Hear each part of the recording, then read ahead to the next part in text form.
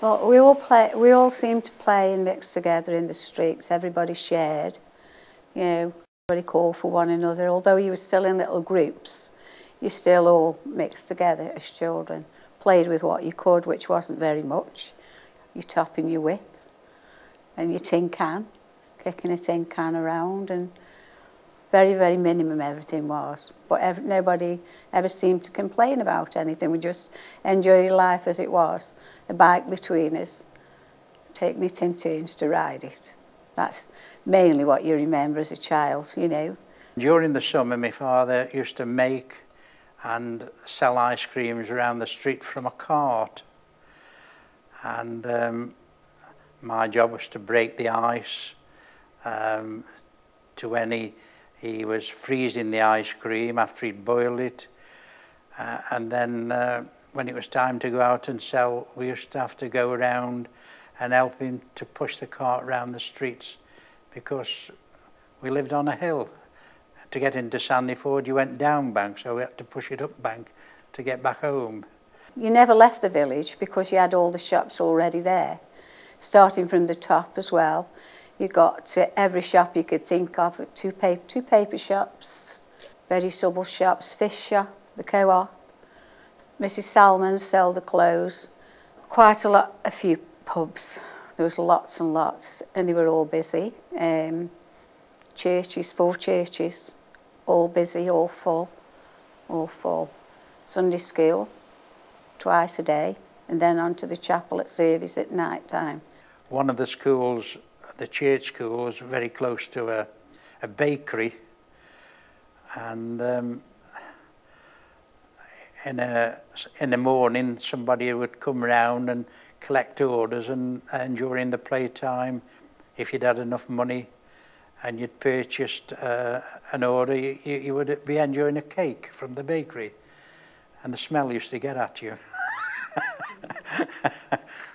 There was no traffic whatsoever. I can't say as I knew anyone with a car. I think there was one man on Goldenhill who had a car.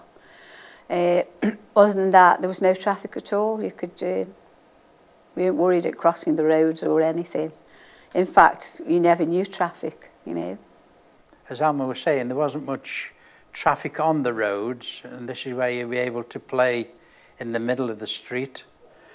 The shops around about the early 60s, they started to pull them down, and houses as well, and people moved away.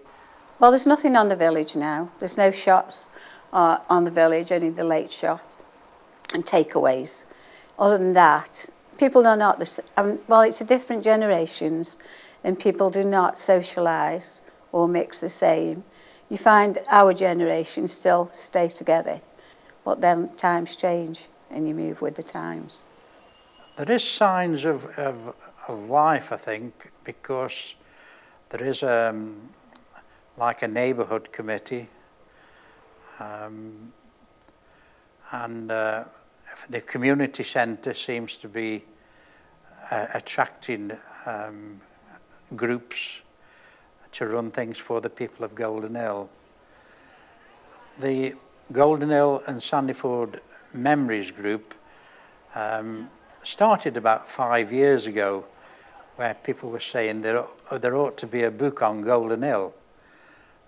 We've had enough characters and buildings on Goldenhill, and through Age Concern and the Hanley Museum, we were able to ask people to bring in photographs, which were scanned for the purpose of making this book on Goldenhill and Sandyford.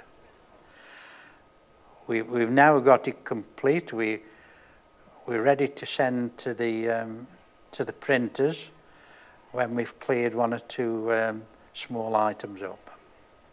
I think people are getting a little bit concerned now that if the book is going to appear, but I think we can safely say yes, it's going to appear very shortly.